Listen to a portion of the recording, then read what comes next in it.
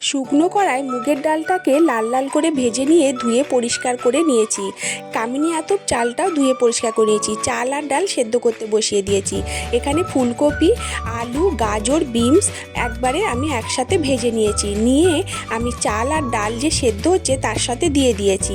এখানে আমি একটা মশলা বানিয়ে নিয়েছি, আদা বাটা, ধনে জিরে গুঁড়ো, লঙ্কা হলুদের গুঁড়ো।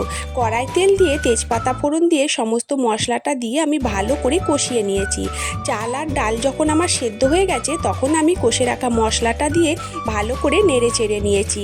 এরপরে আমি ওপর থেকে কোচানো ধনে পাতা, গরম মশলা আর ঘি দিয়ে আবারও সেটিকে ভালো করে নেড়ে চেড়ে আমার রেডি হয়ে গেল কামিনী আতপ চালের খিচুড়ি। খিচুড়ি আমার এখানে সম্পূর্ণ রেডি। এইদিকে আমি ডুমো ডুমো করে পোস্ত দিয়ে আলু ভাজা আর আলু বড়া, কুমড়ো বড়া রেডি করে নিয়েছি। আপনাদের যদি ভালো লেগে থাকে ভিডিওটা অবশ্যই একটা লাইক করে দেবেন।